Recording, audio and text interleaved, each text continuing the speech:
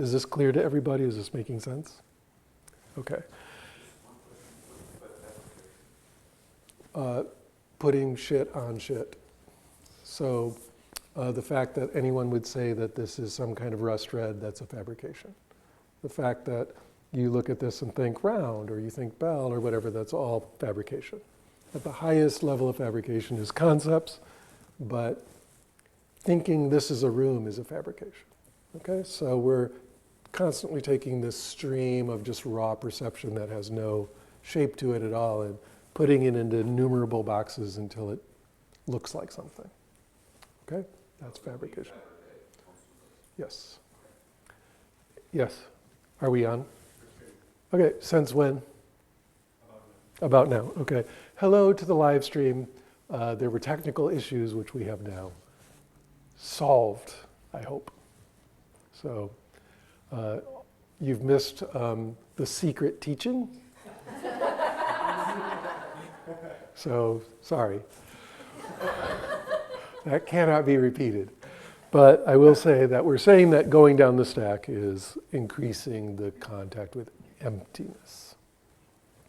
Notice that I'm not saying there's this big moment of realizing emptiness that is like a giant moment, because it doesn't have to be that way. It can be this very slow progression of letting go, letting go, letting go, letting go, letting go, right? And they're understanding that what we're really trying to get at in meditation is seeing the emptiness, feeling the emptiness, being the emptiness, understanding that even awareness is empty, even emptiness is empty. This is the important part of this teaching for changing your life, for allowing radical freedom and radical love, right? Love and freedom, these are the goals of this practice. And the deeper you get into emptiness, the more of those two things arise, okay? Or are apparent, let's say. So, we've spent the last 3 weeks slowly going down the stack. And now we're at stage 4. So stage 4 is noticing the awareness itself. And, as we know, this is all like a gray scale. It's not like these are discrete stages, it's a continuum. And so we're just going to land somewhere in the awareness zone and do an awareness meditation. Okay, just awareness, awareness. Now we do these every Thursday night. We've done them every Thursday night for like almost a year. So this should be very familiar to you if you have come to class or watch the videos or whatever. Especially what we're going to do right now, just for 5 minutes or so. This is a practice of, I've never called it this in class. I usually call it dropping the ball, letting go of gripping or whatever. But if you think about it, it's letting go of grasping is what you're actually doing. It's literal grasping of the mind onto anything. You're just relaxing that. Okay, so notice this just drops you into letting go of grasping. So here we go. If you know how to do the dropping the ball practice, just do it. If you don't, the idea is notice every time your mind latches onto anything at all and just relax so that it lets that go. Now, the mind grabbing on is doing something. Any grasping is an activity. Grasping is a doing. So letting go of grasping is a letting go of doing. That's why in so many traditions this practice is called do nothing or shikantaza, which just means just sitting there. So in other words, if it feels like you're really doing something or trying to figure something out or really efforting, stop that. This is just a special kind of relaxing. It's relaxing any grasping. And what do I mean by grasping? I mean, if you're holding on to a thought, just relax the mind and the thought can float away. You're not pushing it away, you're not stopping it, you're just relaxing the gripping. If you're paying attention to anything, that's a kind of grabbing. So we're just letting go of that. If you're hanging with a body sensation, oh, I'm paying attention to my breath, I'm with my breath. No, stop doing that. Relax the mind. No gripping of any kind here. Again, that is a letting go. So I'll shut up for a couple minutes while you work with this.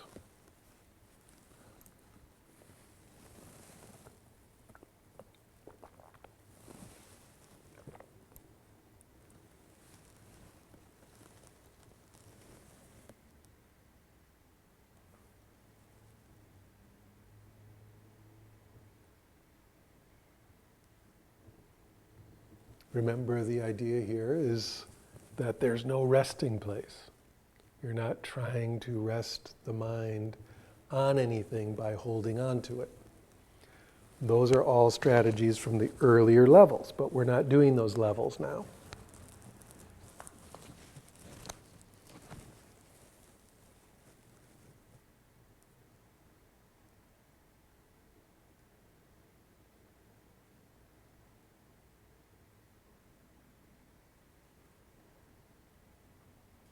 What if your mind didn't grasp anything? What if you did not fabricate at all?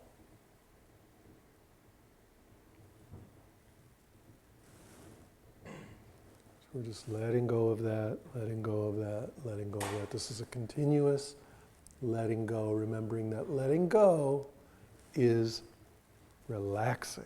It's not doing anything.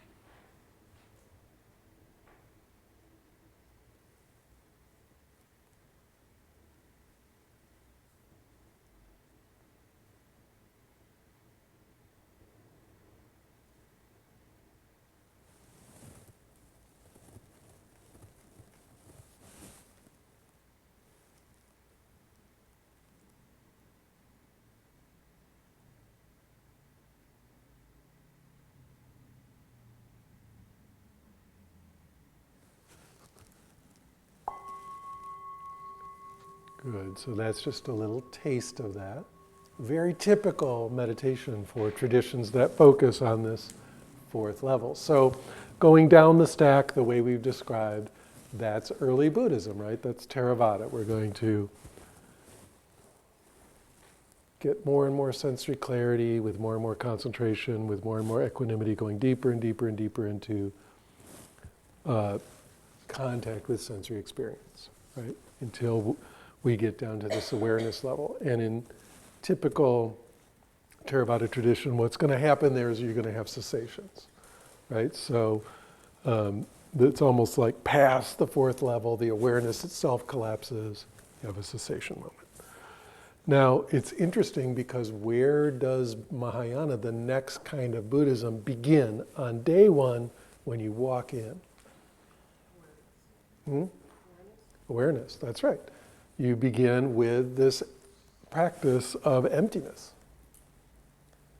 Now, there's maybe some reasons for that, like, hey, we start where they leave off, you know, our first day is where they spend their whole lives trying to get to, kind of thing. But it's also very, very interesting because the central teaching is emptiness, right? All the Mahayana sutras, emptiness, emptiness, emptiness. There are some other concepts in there, you know, compassion certainly, and inconceivability, and so on, but emptiness is like the core idea. And so you start on day one trying to notice emptiness and working with emptiness, okay? And so we've been working with this for many, many months in the other class, right? We're constantly meditating in different ways on emptiness. And what's fascinating is that a lot of traditions start there and kind of end there. You just work with that fourth level for your whole meditation career. And I'll tell you, that's some powerful shit. For example, it can be very normal and you're just continuously letting go, which is extremely powerful. But there can also be some weird kind of like Olympic level virtuosity stuff going on there. For example, what happens if we really have zero fabrication and zero clinging? Anybody? You disappear. Everything disappears. The sense base is shut off. So with your eyes open, there will just be nothing. With your ears listening, there will be nothing. With your body there will be nothing. The sense bases stop registering. They switch off. So, it's basically you experience it every night in deep sleep. Your sense base is shut off. Your eyes are there, but they're not seeing. Your ears are there, but they're not hearing. But you're not there for it, right? You don't remember it. And of course, one of the things that happens as you do this meditation a lot is you tend to wake up in your deep sleep and notice it. It happens all the time and it's super awesome. But the sense base is shutting off. So in order to see anything at all, to experience anything at all, to even make the world happen even slightly, there's a little bit of grasping happening. There's a little bit of fabrication happening. Enough to make that experience. Right? So it's in a way empty all the way down. Okay? And that becomes very, very interesting to work with. So hanging out at the awareness level and doing most of the practices there is super powerful. So if you just sat for 30 years doing drop the ball over and over and over, a lot would happen. Okay? Even though in one way the idea is you're just going to sit there becoming more and more equanimous and kind of non-dual, eventually it starts going in some pretty intense directions, right? Even just sitting there dropping the ball. So that's what that's like. So early Buddhism, they're not even talking about emptiness, they're talking about impermanence, no self, and dukkha, and that's getting us further and further and further down, right? As we see the impermanence, as we see the constructedness of everything and how we're trying to hold it together and that causes suffering and all that, as we notice more and more of that and let more and more of that go, we end up down here, where things can be just absolutely disappearing and goneness can be happening. Very, very, very powerful. But let's say you didn't do all that. You didn't drill down that way. You walked into your Mahayana or Vajrayana Buddhism world and you started down at 4, just working on this emptiness thing, and you worked on that for a long time, meditating in the way we just did. There's an interesting thing you could do, which is go back up. Remember when I said on the first night, I said, as soon as I draw this thing, everyone just wants to go to the bottom. As soon as you make the scale, everyone is focused on going to the bottom.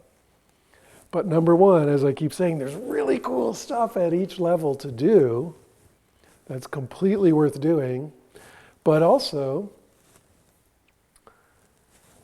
as soon as you get to the bottom, the thing to do is go back up. Why would you do that? Question, why would you do that? I imagine because you can contact each level with a lot more clarity if you're going from a base of just awareness. More clarity. What else? Yes? Talk up, Bharat. Because you have to deal with the real world and you are interacting with phenomena and it's... Sure, so the integration question is important. So you have to interact with the real world, so you want to integrate. Very true, yes. Maybe they're not mutually exclusive, so you can experience different levels at the same time. That's very true. As you get clearer and clearer about emptiness, it starts to bleed over into the regular world. Like I remember after doing this 3-month silent retreat, when I got out, there was just like the regular stuff is there, and then there's just this big hole superimposed on it at the same time. So like there's just a hole in everything, while still the thing is there. And that's never gone away. Like it's still like that. It's just there's just this big hole in everything, and that's the emptiness like shining through at the same time. So they're superimposed, right? Totally correct. Anything else? Yes. Reconstruct ourselves. I'm not sure the word for it.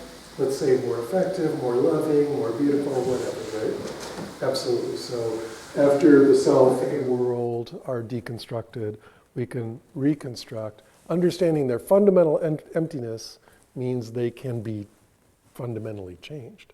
And we reconstruct into a better self. You get to really understand the moment before fabrication resting happens. Yep, but that happens on the way down too. But yes, you get to see the emptiness at each level. When you were going down, you might not have seen it. Or you saw enough to go to the next stage down.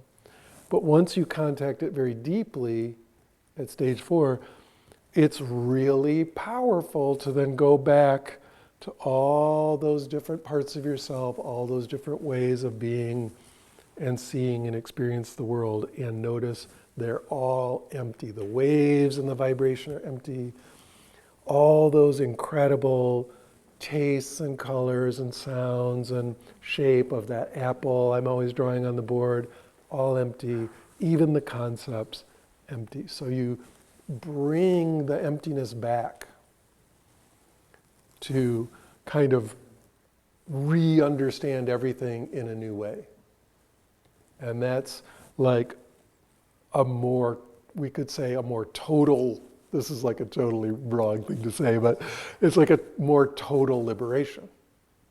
Because even all the stuff that seems completely non-liberated gets liberated, right? All these levels that we've been kind of trying to go past, we go back up and see the emptiness. And that is super powerful. Because of course, it includes all the stuff you all said. Like we're integrating, we're doing all that, we're learning more deeply, but we're also doing what I call removing the lumps from the gravy. Very easy, for some values of easy, to get down to level 4 or to be good at level 4. Because it's possible to kind of, and this is just a funny thing that you realize, that you kind of drilled a hole down there, or even if you started there, you've got this one spot where you're used to hanging out in the emptiness. But it might be just 1% of you, or 1% of experience. And of course, it's empty, so it's, in a way, covers everything, and it's life-changing to notice that. It's a big deal, and yet in terms of your world and your psychology and your interaction with other human beings and all that, maybe all of that is influenced by this, but you haven't learned to find the freedom in every one of those things. You've got this one spot that you can touch the freedom.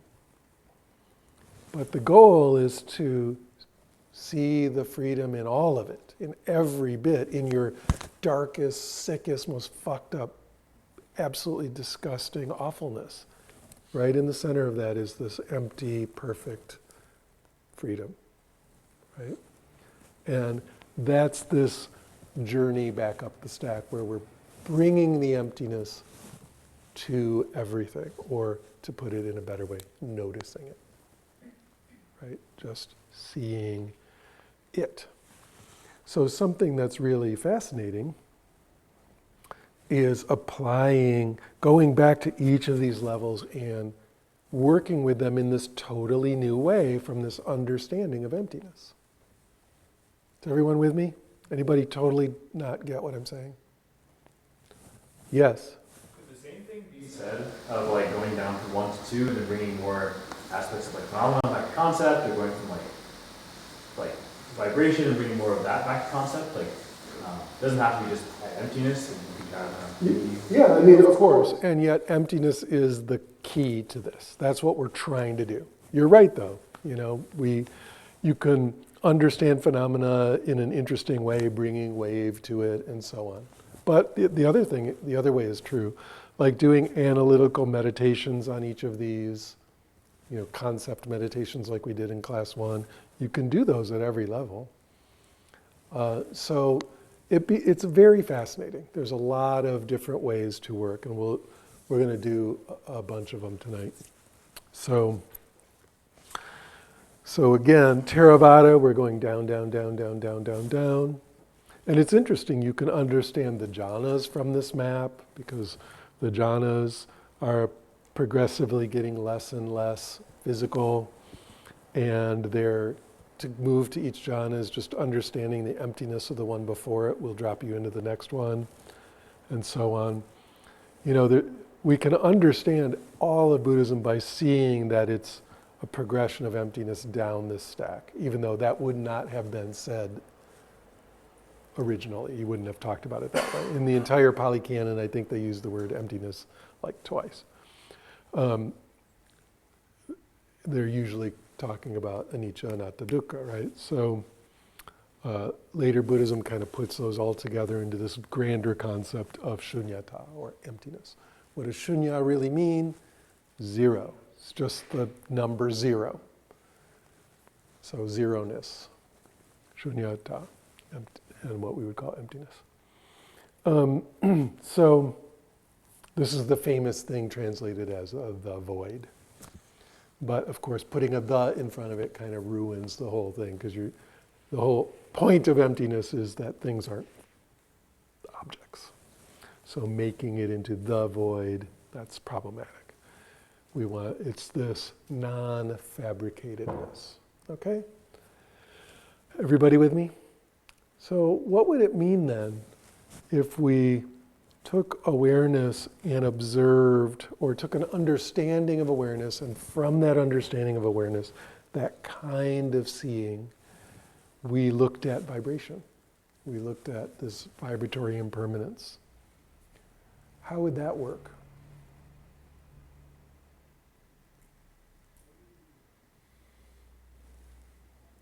Anybody? I mean, it wouldn't really be all that different in one way. You're just meditating on impermanence. But you would bring with it 2 things at least, and maybe 3, but 2 I can think of off the top of my head. One would be you're bringing a lot more just spacious awareness. Instead of being all clamped down, trying to watch the phenomena closely, there's tremendous room. Because after a lot of awareness practice, in all the sutras they say, awareness is like space. And it's a metaphor. They're not saying it is space, but the closest thing you can kind of say that's sort of like it is space. And certainly as you touch more and more emptiness, it feels like there's so much more room for everything to happen, right? It's just one of the first things people say is, it just feels like there's more room. Yes, there's more room. And so you're observing, you can come back and observe the wave, the vibration, with just a lot more spaciousness and openness for stuff to happen, right? Secondly, we're watching the impermanence, no self thing like we always do of the gons, right? When a phenomena disappears, that's an important moment. But previously, it was an important moment coming from solid phenomena into waves, and then we're watching that even the waves vanish. And that's showing us something about impermanence, something about no self. Because the waves can not only vanish, but in a way it shows that they came out of nothing and returned to nothing. They're sort of not there. But coming back with this understanding of emptiness, the gones become incredibly important, right? Because that's where the fabrication ends. You're observing, grasping, letting go, right in that moment. You're observing fabrication ending for that one phenomena in that moment. So it's like there's the demonstration of its fundamental emptiness. And so coming from, there's a little bit of a view in there, right? We're trying to notice this falling apart of things in this particular way. So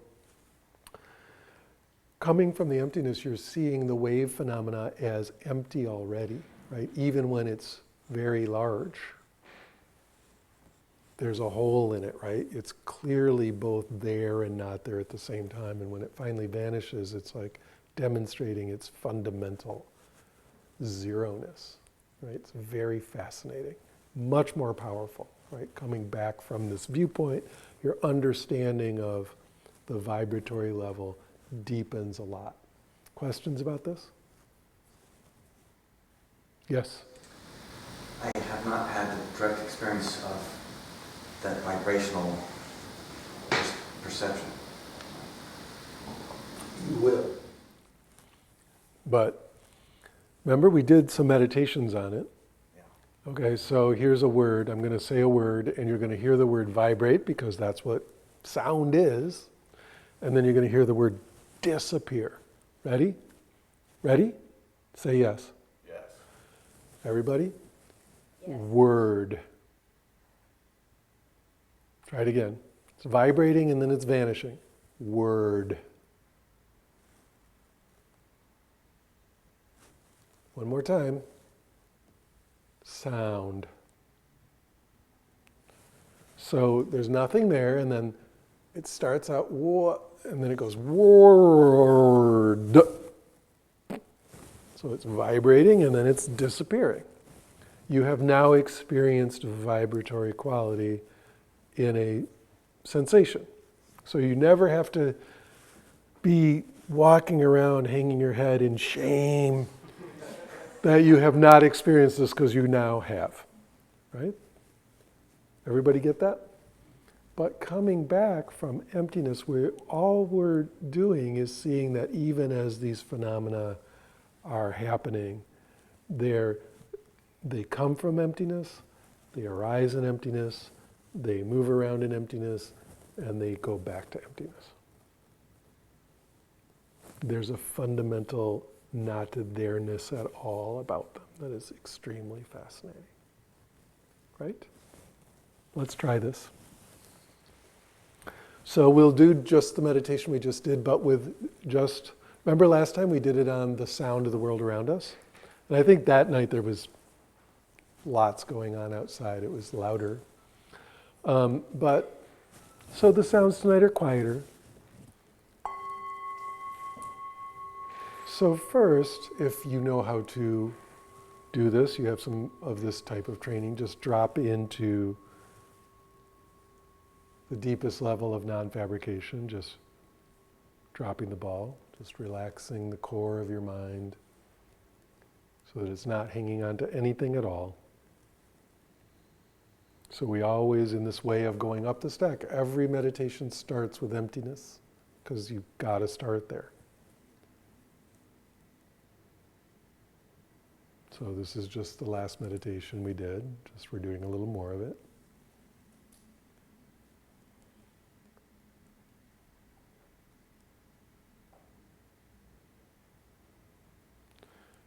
Good. Now, from that place of emptiness, listen to the sounds of the world around you. This time you are listening, there is hearing going on. But listen to the way it vibrates and vanishes, vibrates and vanishes, vibrates and vanishes, with an understanding that it is just demonstrating its fundamental emptiness.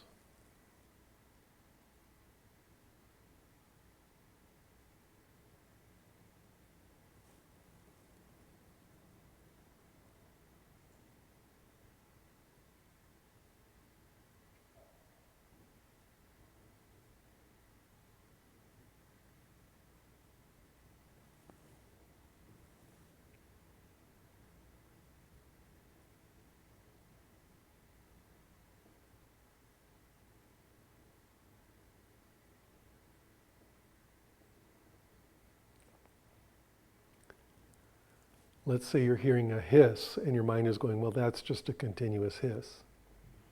Notice that the idea that that's a thing called a hiss that's continuing, that's fabricating. Really, it's a bunch of little tiny sounds disappearing and other little tiny sounds arising.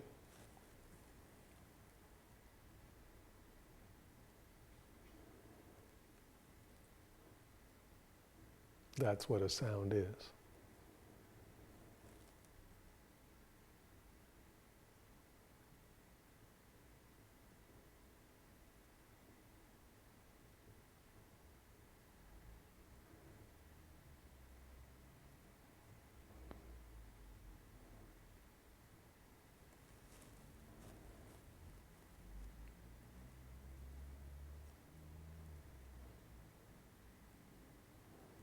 And see if you can notice this sea, this vast, vast, boundaryless space of awareness.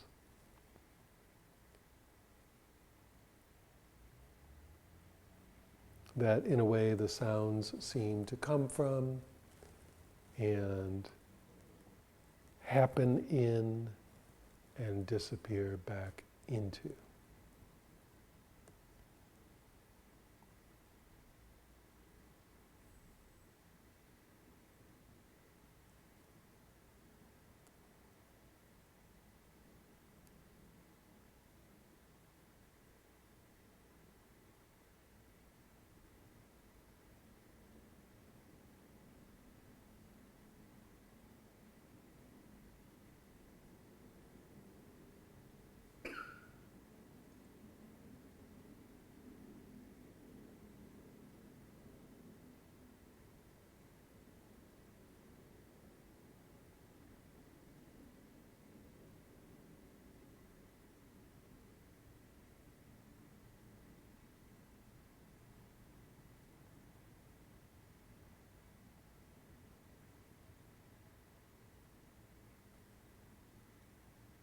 Over and over again, sounds return to nothing.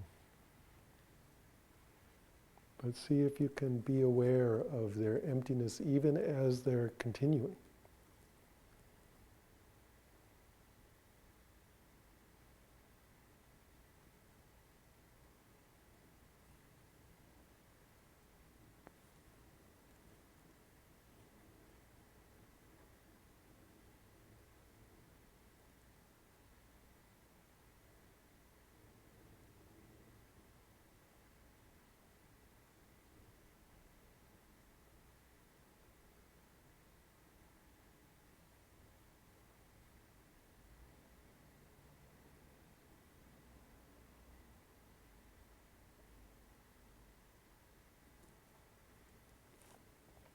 And if you want to, you can go, instead of external sound, go to internal sound.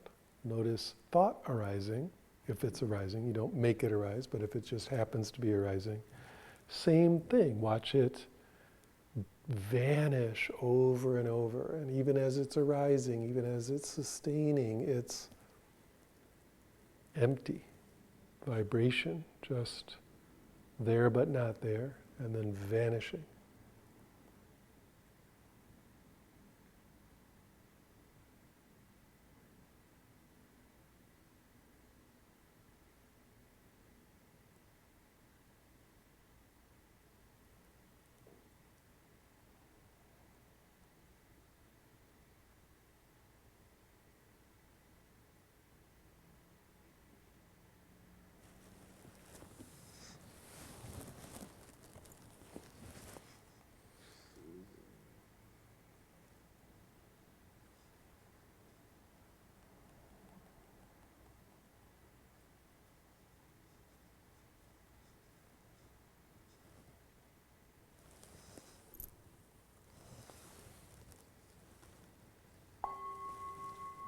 Good.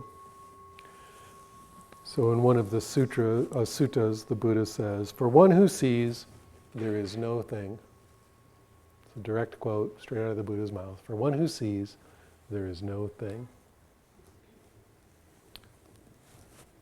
Kind of interesting, right? He doesn't mean there's nothing, there's no thing. Right? As I'm always saying, things aren't things. They are dependently co-arising constructions that are inherently empty. Right? So if you're really seeing clearly, you're seeing, instead of solid objects, you're seeing dependently co-arising like flows of activity that don't coalesce into solidity. Why do things coalesce into solidity in our sense gates? Because we want them to. Right? That's gripping, that's grasping. We like it when they're solid. Thank you, Antonio. But it's that very gripping, grasping, trying to keep them solid that is the suffering, right? That's the thing at the very bottom of it all that's so painful. And so it's possible to just let go of that. So I don't know, for some people, doing this level of vibration, wave, meditation, is very easy from the vipassana direction. For other people, it's easy from the awareness direction that we just tried to do. I'll definitely say that the deeper your understanding of emptiness, your understanding of non-grasping, the more wave phenomena arises. Why is that?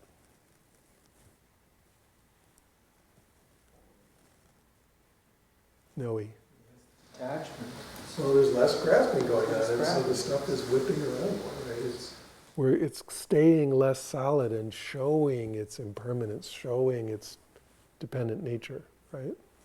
It's very, very powerful to just bring emptiness to any situation, bring this knowledge of emptiness or this being in awareness with emptiness, and notice how stuff is just flowing like crazy, really moving. Right? Yes? This distinction, though, between this, you said it's grasping all the time, but isn't fabrication and conceptualization not just grasping from the sort of need to hold on to it, because that's what we need to do to be able to reason, because it reduces complexity, it allows us to have higher levels of thought, be able to avoid lampposts when we're walking down the street. So some of the graspings are just, that's a necessary process that the brain must always do, and some of the grasping is an addiction or through But pain. how much of it can you let go of? You should be able to choose all of it in the moment. That's right. If you can sit down, when you're not going to walk into a lamppost, sit down, can you notice 100% non-grasping or not? And if you can't, why not? Because you're addicted to every level of it at that point, right? So you actually, even the stuff that's necessary in one way is still, can you let go of it when you want to? That's the question. So is this landing? Are you getting it? Making sense? If not, ask some questions. Yes? Always speak up there. You're way back there. Okay. I want to clarify one thing before I ask the question, because I might have not understood what you said. So the clarification is, does this understanding of emptiness, last week when you talked about level 3, you said this is the equivalent to the insight of impermanence of phenomena, right? Is emptiness in another way the lack of self in any, there is nothing to identify with because it's fundamentally empty. Are these two equivalent understandings, or They're they are slightly different? different. They, in a rough and ready way, their impermanence and anatta and dukkha add up to shunyata, to emptiness. But it is slightly different because it's a bigger concept. It covers more stuff. It's more, not tonight, it's a long talk, but one is like Impermanence, anatta, impermanence and no self and suffering are, in a way, they're just things you're noticing in things. Emptiness is a thing you're noticing in things, but it's also a way of understanding everything. It's just a bigger thing. It's a bigger not thing. Okay, it covers more territory. Okay. In one way, to drop down the stack instead of drilling, smashing, laser beaming, becoming a jhana master, doing any of that, just relax, grasping. If you can find the grasping and relax it, drop right down. Right? That's what that first meditation we did, the dropping the ball, is about. You're just, in a way, noticing any gripping and just relaxing it. This is the funny thing is, and you can notice this in very deep meditation, that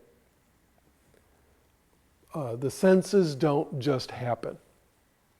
Our kind of naive belief about it is, well, my eyes are open and shit just happens. I just see stuff. Oops. But actually it's a doing. There's a construction happening there. It's an action. And you can stop taking that action. It's kind of a subtle thing to notice, but it's like, you don't have to do it, that's for sure. And then the sense base shuts off. It's freaky. Yes? You mean that literally, like you can look at something and not see anything? Like, I don't quite understand. That's what that means. Yeah. So, that's letting go of grasping all the way. They're just, sense base is shut down. Okay? And then you but who wants to sit there unable to do anything forever? Right? Why would that be useful? So we're bringing it back to all these levels, bringing that understanding and this openness and this kind of like, everyone gets that there's a kind of freedom there, right? But I also said there's love there because there's no separation, right? To have enemies, to have others and all that, there's separation. But when there's no separation, there's a real intimacy, unity thing happening, right? So, yes? Question about, in your personal experience and in your experience of teaching others, when potentially accessing 3 and 4, do you find that emotional release happens to everyone? It can happen at any level. Okay. Emotional release can happen anywhere. The reason I ask about it is because to temper, I don't know if maybe it's an invalid question because the accessing the thing would no longer require tempering the thing, but I ask about tempering because in past longer retreats I find personally the emotional component really difficult when not grasping to anything. It's like there's a lot of just pure emotional energy that doesn't have an association with anything, but the release of it is very confusing. So I just wonder about that. Yeah, if there's a lot of trauma, if there's a lot of stored emotion about different topics, then it's really important to work with that, right? On its own, on whatever level feels like the most effective to work with it before moving on, because otherwise it'll just keep bubbling into the space. Right? Everybody's different. It just depends, right? If we're working real like CBT or something, it's almost entirely up on the conceptual. A little bit in the body, but way conceptual, and that's super effective. So we could go on and on, but it's just find out where the sweet spot for releasing that stuff is, and then do that, and then it's much easier to go lower. Because what's happening is there's a super strong energy of grasping, holding that thing together, right? And so as the emptiness goes around it, the gripping around that thing gets tighter. And so that can get really intense and unstable. So you want to kind of softly work on it. Yes. I was wondering if you could talk a little bit about pleasure with all of this. I'll give an example. Yesterday I was laying in bed and I was just enjoying the sensations of being in a fluffy duvet, and then it was just sensation. And then at some point I couldn't even tell there was a deep awareness, but there was no longer a categorization or a separation between sensation and all the other sensory fields. And there was just a deep, deep pleasure, and that was it. It was just pleasure. Not something I was seeking or trying to hold on to. It was just this pervasive, amorphous field. I don't know how to describe it. Yeah. So this is part of what makes this so delicious, is as we go further down into the non-construction, it feels better. You know, sometimes it can be quite neutral, but sometimes that letting go and just letting, especially at the wave vibration level, just vibratory phenomena in any sense gate, after it smooths out, there can be a period where it's really rough, as there's a lot of lumps in the gravy, like when a frozen river breaks up and there's still big pieces of ice. But eventually it all melts and gets really smooth in there. And then anything that arises is pleasant. Even if it's thoughts of murder or something, that's way up on the concept level. It's just this pure vibration with you don't know the content. It doesn't even matter, right? So it can be very, very, very pleasant. Even meditating on thinking, right? So you're listening to your own verbal thoughts, seeing visual thoughts, noticing the vibratory level of that, is like getting a massage. You know, it's because you're not concerned with the content of it, and it's not meaning a lot about who you are as a person. It's just activity arising and passing and arising and passing. And as you get more and more subtle, more and more refined perception, observing this stuff going into gone over and over, watching its emptiness reveal itself, is delicious. It is wonderful. You can like feel the freedom as almost like a physical thing. It's just, oh. So watching all that little, and so with the body like that, it can become that very quickly. The body does not think of itself as like a machine made of bones and muscles that the body thinks of itself as energy. And so when you're in that wave energy level of the body, without fabrication or much less fabrication, it gets very happy, right? Now you're speaking my language kind of thing, and it just starts to glow. Again, like I said, you can understand going down this stack as a way of understanding the jhanas. And so, of course, jhana starts arising as big physical pleasure like that, right? Big. It does feel like a feedback of attunement. Yep. And a huge thing to remember is that when we're meditating like this, we're never tight, we're never pushing, we're not forcing anything. It's much more like that, just relax and open and relax and open and relax and open and relax and open. Maybe pointing at particular things, you know, we can still have some exploration going on there, but it's creative and it's a kind of joy. Even if we're working with something really hard, there's a kind of joy in it because of this letting go of fabrication. Yes? Yeah, it was almost answering the question I was going to ask. It's related to that in the jhana practices, which are more concentrated and possession. Everybody says that, but yeah. Yeah, but there's this sense of, you know, trying to, or just being aware of constantly dropping the ball, letting go, not grasping, and yet there's, because of the pleasure, there's a draw that just keep drawing you to something. You're not grasping onto it, you're being drawn into it. Yes. And so the thing that I is when that's happening, that happens automatically. So if there's anything to be the effort, if anything, is the effort always to not grasp as opposed to move attention to what's pleasant?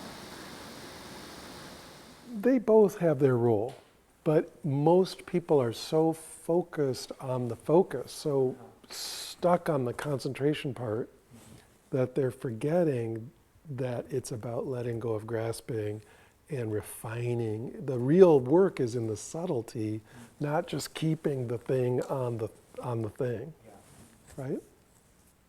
It's really easy to just stay focused on something and never explore the thing. No, I'm just bringing my mind back to it. You know, I'm perfectly focused, but nothing's happening, right? So we want to open up that subtlety and investigation and play and relaxation. That's so important, right? Okay, so I'm going to talk some more because we're almost done here. It's crazy how fast these classes go. So moving back up to phenomena. Phenomena is interesting to notice with emptiness. Because think about it, we took this idea of an apple and we noticed all these qualities about it. It's red and green and yellow and it's kind of round and it's got a stem and it sounds like this and it tastes like that and it kind of feels this way in my hands and all that, all these different qualities. But notice what that does. Right? That's like a demonstration of the fact that, one way we can think of emptiness is that it's co-arising. Nothing can exist in itself. It's a coming together of things. There's no such thing as an apple that just exists because it's an apple. It takes a lot of things coming together. All the elements, all the sunlight, all the bees that pollinated the flowers, all the ground and the worms and the sunlight and the water, and everything has to come together for an apple to co-arise. And for an apple to co-arise in your mind, in perception, there even has to be a perceiver there, right? So, where is the apple in all that? Right? It's just a convenient name we're putting on a whole bunch of stuff coming together. And if you took any of those pieces out, even one, it all falls apart. It all instantly falls apart. So let's try a meditation like this. And we'll do it on, what I want you to do is pick a body sensation and just do vipassana on the body sensation. So you're feeling it, the size, the shape, the pressure, the density, all that kind of stuff. Go ahead and meditate. And feel the body sensation. But we're doing it from this other direction of understanding this spacious awareness that it's arising in. So we're never just drilling down on just the sensation. We're always aware of all that room around it and all the awareness within it and around it. We're aware of its emptiness, that it is constructed out of all these different flavors. So you're feeling, let's say, the location.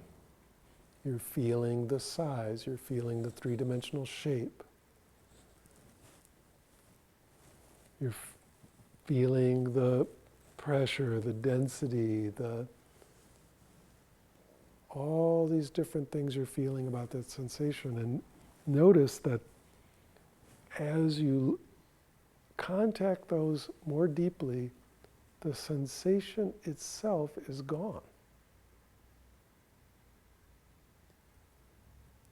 It ceases to be a thing. Actually, it never was a thing, but we were making it a thing, and as we notice, it is actually just a constellation of co-arising components.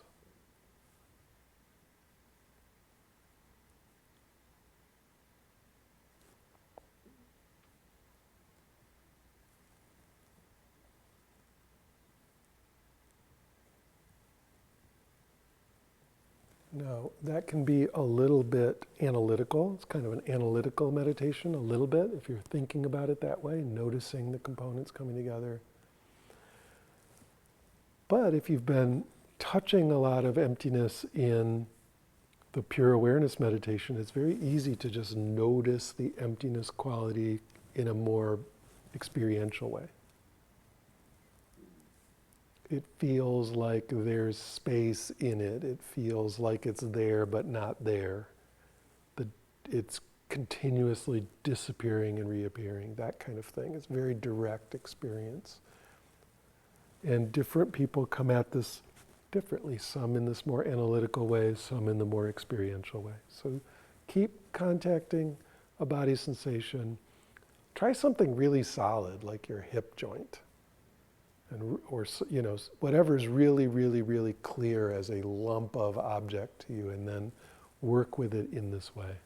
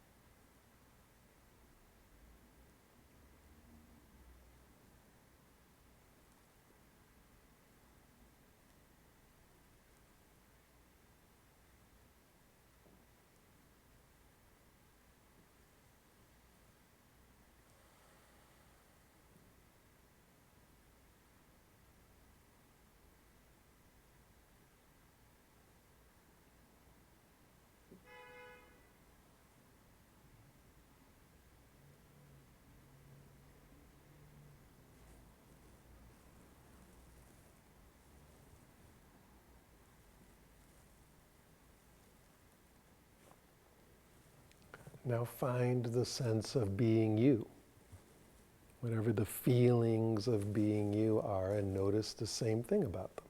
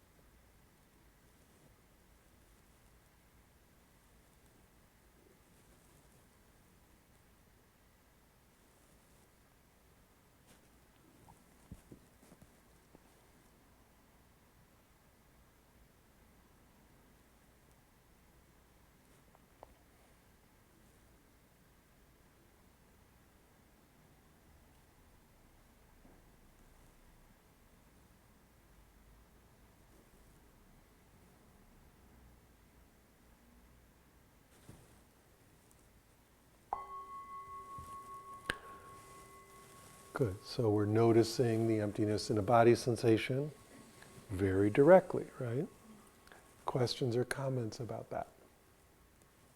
Are you raising your hand? No. Anybody? Helen? Yes. How do you apply this then to relationships with other human beings? It's very, very powerful way to work with other human beings, especially when you notice that your thoughts and feelings that seem to be so solid and so real are actually vanishing impermanent phantoms, right? And the problems that you're turning into these super important solid things really are not so solid. And really there's a lot of ambiguity in them. So the big issues and the big push and pull and all of that is very, very, very contingent. It's fabricated.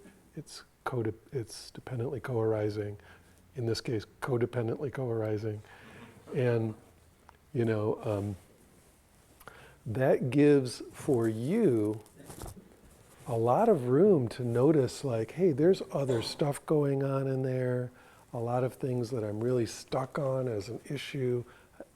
It's hard to even find the stuckness anymore, right? It can be a lot of freedom in your response. Instead of just, I'm this kind of person who had this childhood and therefore fuck you. You know, it's like all that stuff becomes very, very, very like open and free and able to respond in a different way. Plus, as I said, the whole idea of another person in a way as other object is very fabricated. And so as the sense of them being like this opposite thing over there dissolves, there's a kind of intermingling of the experience. The sense of me over here and then them over there gets very soft and starts to intermingle and become very friendly and open. It's really hard to have an enemy that's not an object, right? We have to make it into a thing, and then we're a thing over here. But as the thingness starts to go away, it's very hard to be against and very easy to be with. So part of it is to understand, let's go to the next level to answer the question even more. The emptiness of concepts is in a way some of the easiest emptiness to get, and it's this thing we resist the most. We resist it a lot. So concepts are very easy to demonstrate the emptiness of, right? Like, I'll give you a concept since today was a big Super Tuesday. I voted, did you? Did anybody vote? Raise your hand if you voted. Yeah, all right, good citizens.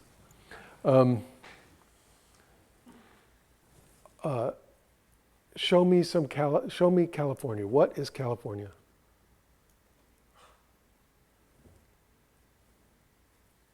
I'm asking you, Helen. What is California? State that I live in. State you live in, okay. Anything else? It's a word. It's a word.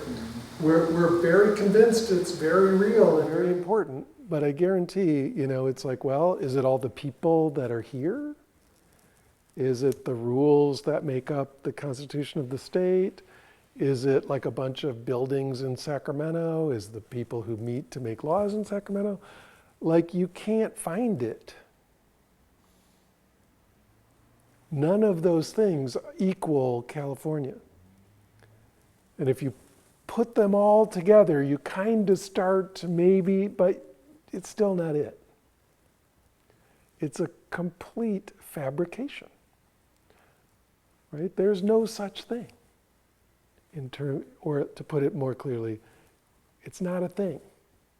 It's there but not there. So if everyone was continuously in total emptiness, we would have to have the thingness teaching, right? But instead we talk about emptiness a lot as the antidote, because it's not that we're trying to annihilate everything and make it go away and say it doesn't exist. It's that you have to see that it's both there and not there, and it's not solid in the way you think it is. We can take every one of our most dearest concepts and you can't find the thing, right? It does not exist in the way we think it does. And so when we're working with another person, it's really easy to be, in my mind, like they're like, that motherfucker is like this, and they're one of these, and they believe that, and but each one of those labels, if we look at it carefully, does not hold up to any scrutiny. You can't cut into them and find any of those qualities. You can't put it in a box.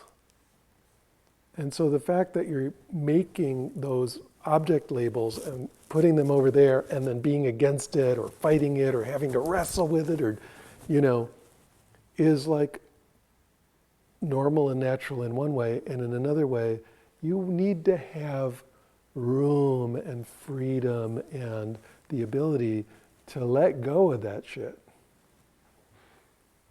and just be back to, this experience in the moment, right? Or this experience of this other being who is maybe not even another being. Maybe we're one being, right? So notice that almost all your problems, this is the concept level is really important for human beings. Tons of what the problem is a constellation of concepts that when we look at them don't hold up. They certainly don't have independent existence. They depend on a whole bunch of other concepts. You go to the dictionary, you try to look up a word, it's defined as other words. Where's the original word that you can, reduce all of them back to? Yeah, sorry. It doesn't do that.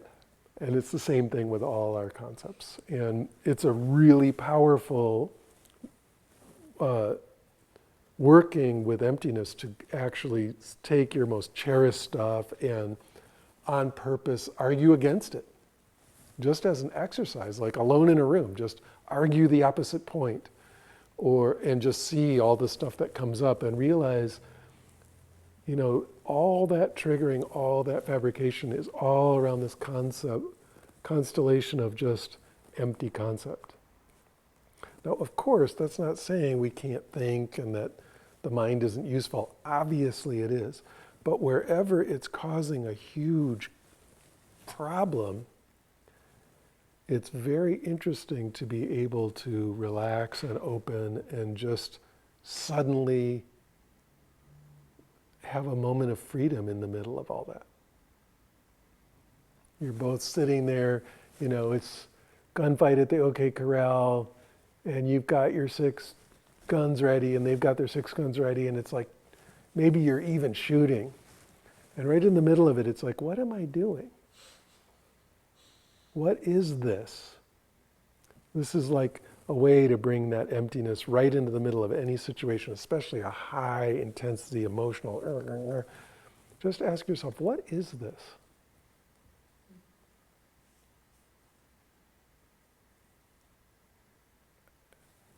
And just for a second, don't know, right? Whatever answer comes right up, just drop that one and just for a second, don't know. What is this right now? And something different will come through because you're coming out of the lockness of concepts fighting concepts. So let's try this for a minute. Remember, we did this on the first night, but we're going to do it in a different way.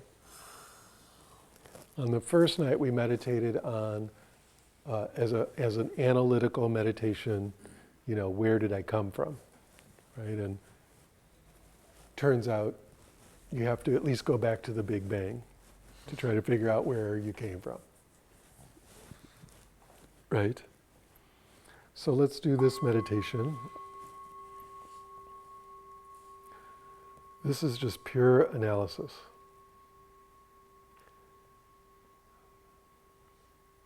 Take the question, who am I? And really, in an analytical way, using your mind, instead of just dropping into emptiness with it, which is the normal way to do inquiry, we're going to do analytical inquiry. Who am I? And so, I am Michael Taft. Well, those are just some sounds. So what does that mean? Okay, let's go back to the question, who am I? Well, I was born in Battle Creek, Michigan. Well, okay, what's that? You work with that for a while, turns out that falls apart, right? You just keep doing it.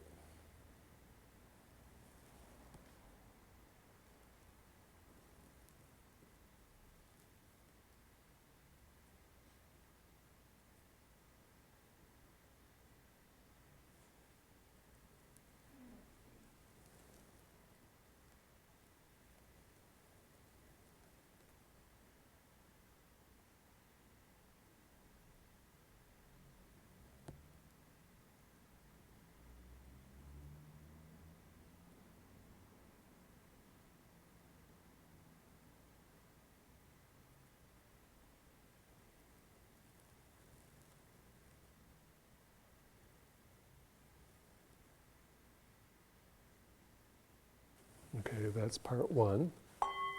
Part two, we're going to do something different. I want you to take your most cherished idea and see if you can see the emptiness of it. And if you don't know which one is the most, people get twisted up. I don't know which one's, just take one that you really care about. And can you simultaneously care about it and see its emptiness?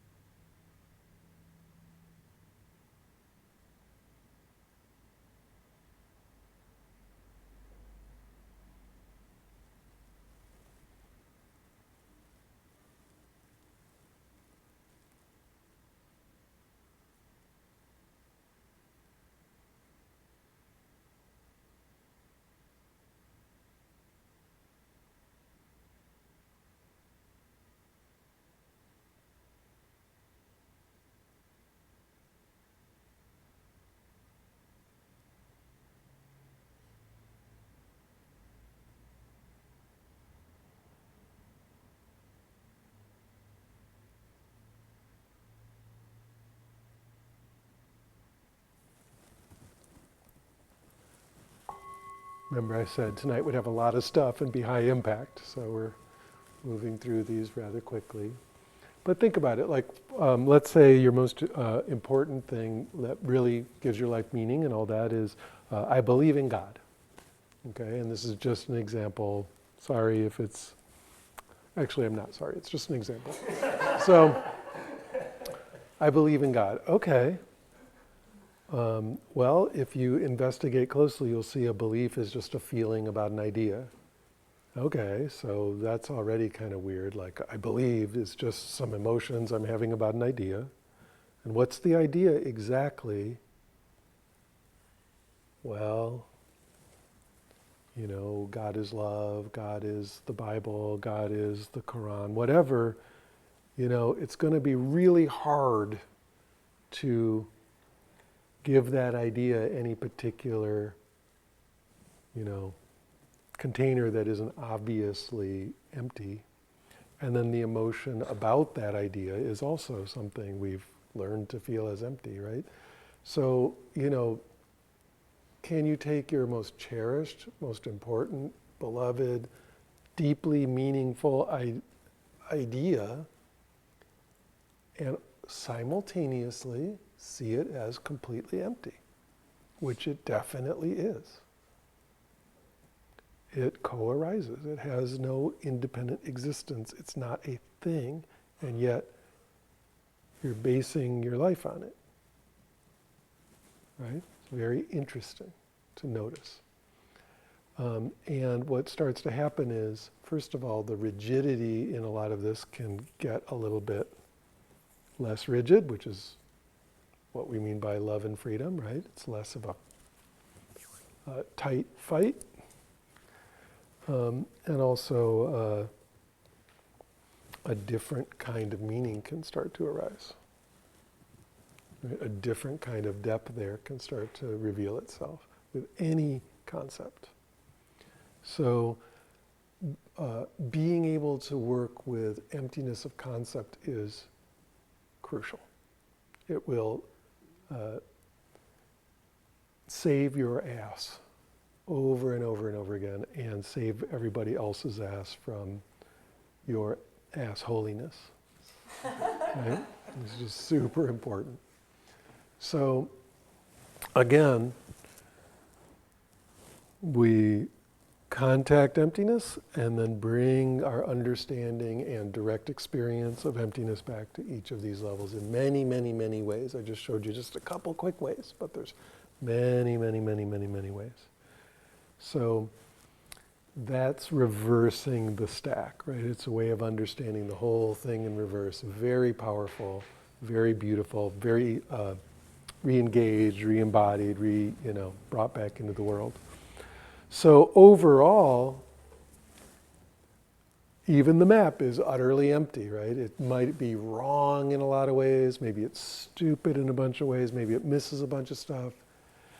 But the important thing to understand is it's just giving us just enough of a lattice to kind of hang our practice on, to understand where we might want to go, to explore some of this stuff, how we might work with that, why that might be useful and interesting, how all the different Buddhisms hang together, because they do in this way of understanding it, and seeing what's important in our meditation, how we go deeper, right? What we're looking for.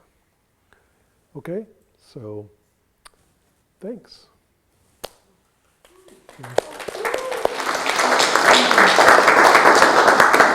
We obviously need years to really talk about this, but that's the quick version, the 4-week version. Good, so why don't we end there, and then I'll take further questions and comments. But if you need to leave, please go ahead and leave. Are we going to do SFDC announcements? Sure thing. Let's do that. Thank you so much Thank you so much. for these classes. They're amazing. We've learned how empty everything is, except for this place, because we're all here. There is no us without you. So thank you so much for being here and helping us offer these amazing classes. Thank you to our teachers. There's no you in emptiness. That's true. We are in an amazing place. Oh, I'm noticing some new art. There is new art on the walls. Come and check it out. Folks who are watching this through the streaming, come and check it out. We're in an amazing place. As you know, it costs us a bunch of money to keep this place open. We have great subscriptions coming in.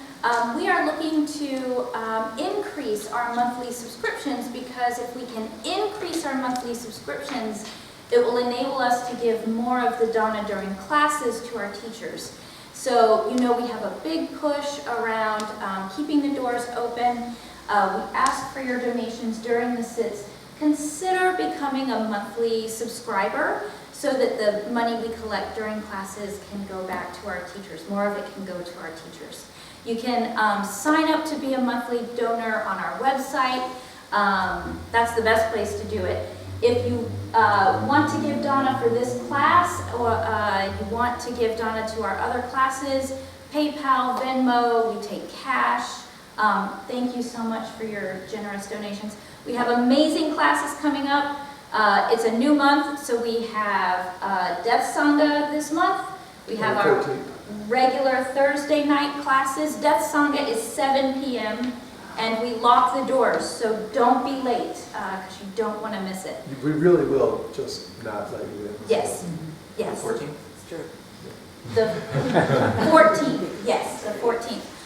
We also have Psychedelic Sangha coming up. We have Jessica Graham Friday night and Jessica's Saturday. amazing. We've been working together for years and years and years and years and years. She's awesome. So check her out. Check us out. All right, thank you. Thank you, Michael. Yep. Thank you. So.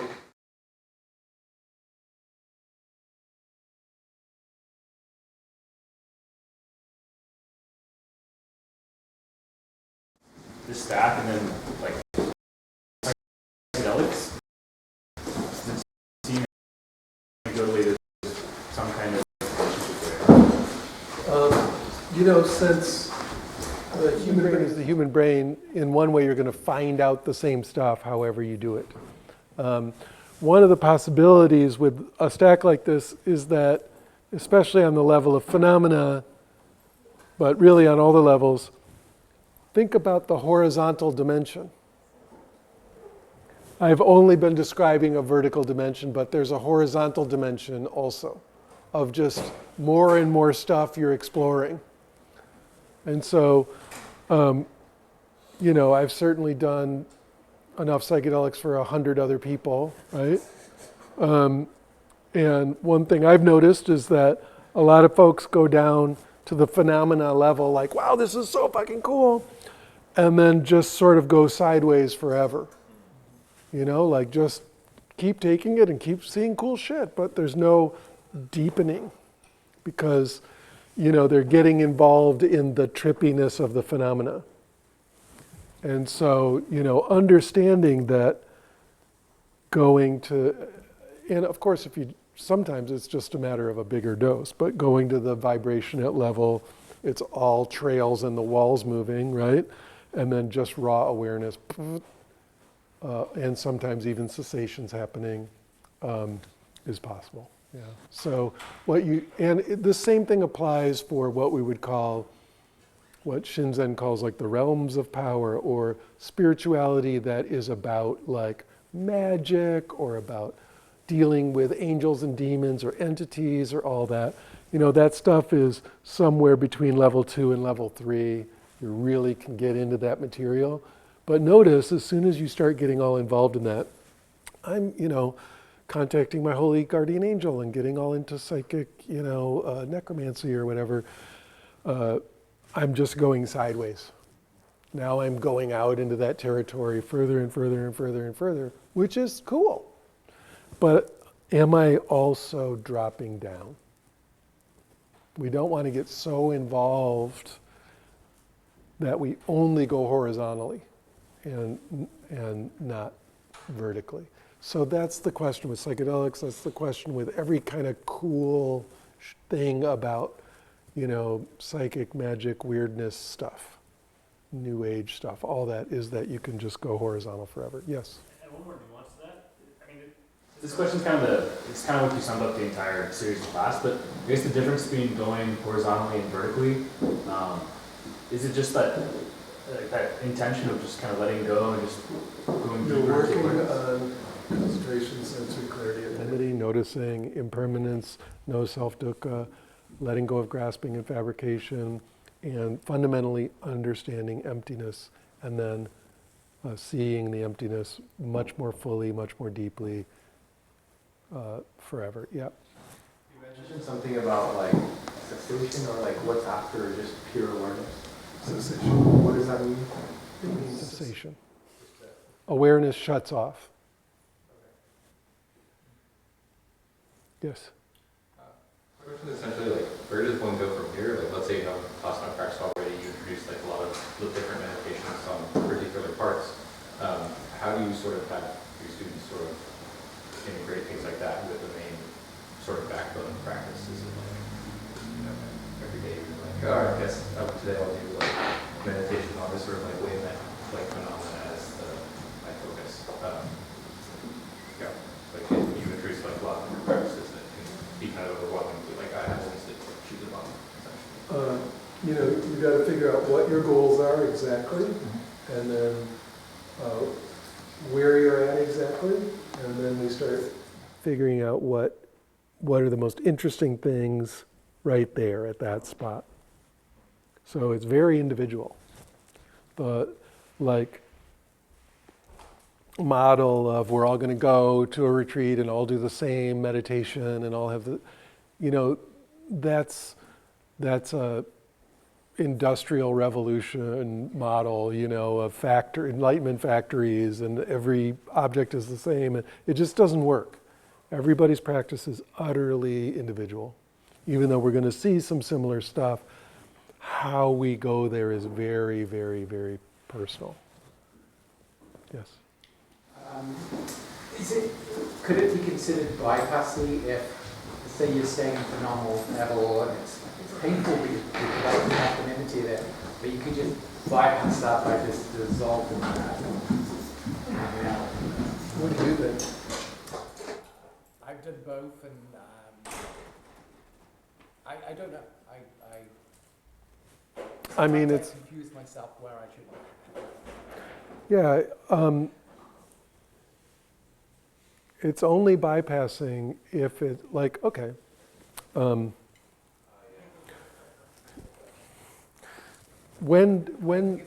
is, I get the question. It's just, it applies to everything, not just meditation. Like, when is drinking alcohol a problem? It's a problem when it's a fucking problem, when it starts wrecking your life in some way. And so same thing, nothing's bypassing unless the bypassing is hurting your life in some way. Like, you're just dissolving this rage you have, but then everyone else is experiencing the crap out of your rage, that you're dumping all over them. So then it's bypassing. If that's not happening, as you're noticing the dissolving, the issues are just unraveling, and it's not being expressed to the world, it's not bypassing. So in other words, it's not a problem unless it's a problem, right? And that's the thing sometimes I don't know Is a problem. It's like, say, vulnerability around awareness. I could hang out and just feel the vulnerability awareness, or I can just plug in and drop in and go, it's not a problem. But then, hey, it's not a problem. But if it's changes, is it a problem for other people? Well, okay, It's really, really crucial. That's why, like, however good you think your meditation is, and however, it's always like, what does your partner think about your, like how it's helping? It's always the litmus test. Are you less of a dick? Yeah. Yes. I'm curious. What? Are you curious? I'm curious about many things, but I've actually been wondering for a while, like, what prompted you to shift last year towards awareness? I felt like it. I felt like it was necessary. That's all. Yes. So, the connection between emptiness and connection, can you talk about that a little bit more? I mean, I feel like I sort of have a feeling about it, but I'm kind of curious what you want to say about it. Okay, imagine 2 blocks of ice that are separated by distance. It's very hard to see how you're going to, even if you bring them together, it's just these cold, hard surfaces just banging into each other. Now we melt them and we start moving waves through it all. There's total connect, like they're inseparable. You can't even find which one was which originally, right? So that's how it works. Well, I was just thinking also about emptiness, like, it's all empty, so, like, I'm empty, you're empty, everything's empty, so we're connected kind of in that way, too? That's what I just said. Okay, all right. Yes, Okay. we're agreeing. Meditation is on your most important thought. The thing you believe in the most. So the thought that comes to my mind is sleep is important. And I tried to argue it. I thought, well, there's some people that don't need sleep medically. Like, there was this one woman in China, and she could fall asleep with her eye. Like, she was still doing stuff, but her brain was like she was sleeping. So okay, it's possible, I guess. But then my question is a more fundamental theory about the body as a coagulation of elements that enables conscious experience, and like maintaining that thing and the health of that thing for the sake of being able to do the awareness practices. And this is where I get really confused, because with society and going beyond mental limits and physical limits, and I don't know if this is making sense the way I'm describing it, but I wonder, like, is it wrong? Is it wrong to challenge? I mean, another good story of asceticism, and just like there's the middle way. So my question is, would that be not the right? You're thinking more to challenge thoughts that aren't about fundamental physical things that we have to do to stay alive. No, I'm saying those are also, and we should dissolve those completely. I'm wondering if you can. It's super easy. It doesn't mean you don't do those things. Okay. It means you see the emptiness of the idea. Okay. That's all. Is it empty though? Yes. Silly question. I mean. You're misunderstanding Yeah. emptiness, so we've got to work with that. Okay.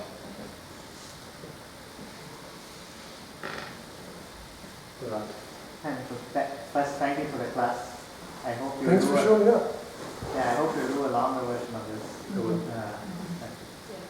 I had a question about my practice. I don't know at what level this is, but I think it's at level 3 because you talked a lot about impermanence at this level.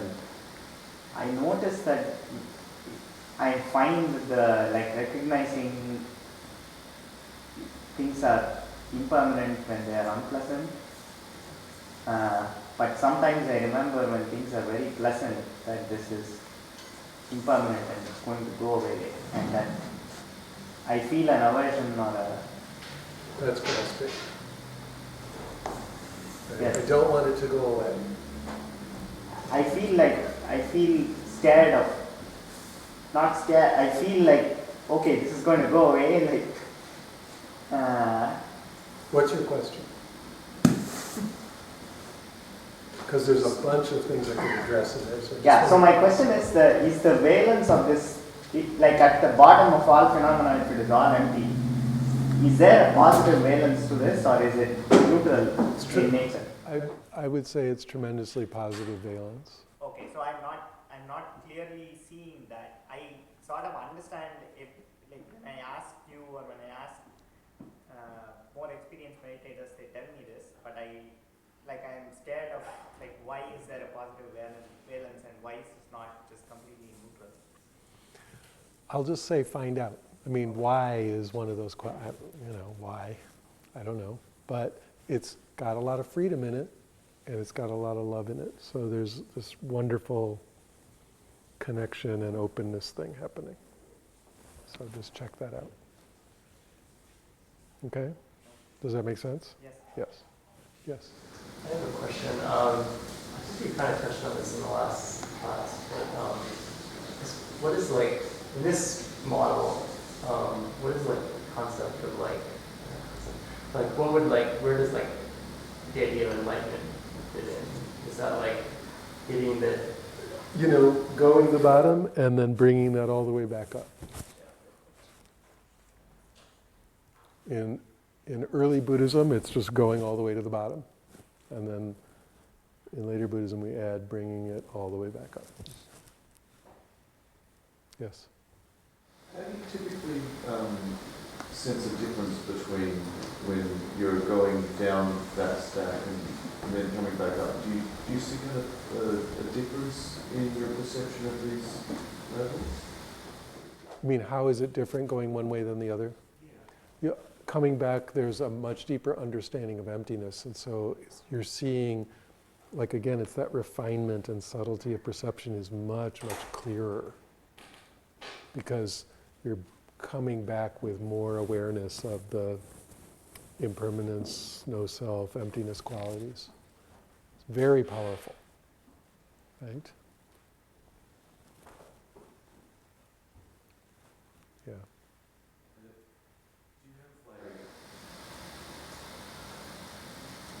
You'll experience wave vibration differently? Yes. More subtly, with more refinement, more clarity. Less clinging, less grasping, less fabrication. Yeah. Would non-duality also be a way to describe the before? Non-duality means no fabrication. So, depends, because 4 is not monolithic, right? It's a gradient, but in there, one of the things is you're not doing that duality fabrication thing. Everybody happy? Yes, what's your name? Arya? Arya. Is non-duality the same as seeing the whole in things? It's even further than that.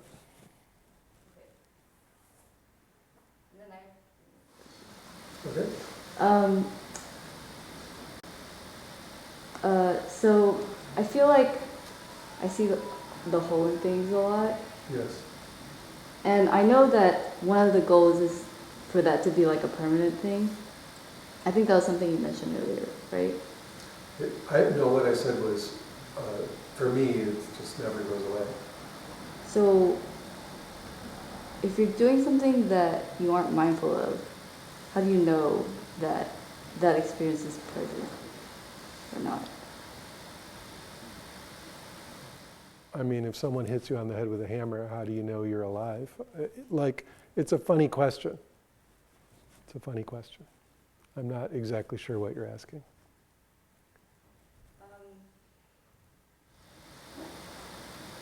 I guess what does it mean to like stabilize it, is what I'm asking. To have instant access at any time if you want it. It might not be apparent at every moment, but if you need it, want it, feel like having it be apparent, it's totally instantly apparent. But you're right, there could be moments when you're not in touch with that. Okay, but if you can instantly be in touch with it, no problem. Make sense? Yeah. So stabilization, I always say it's the depth and the breadth. So it's deeper, but it's also contacting more of life and then more continuously. Okay? So there's different types of stabilization.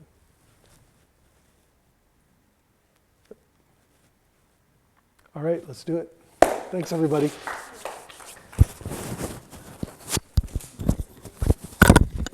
Thank you. Oh, that's been great.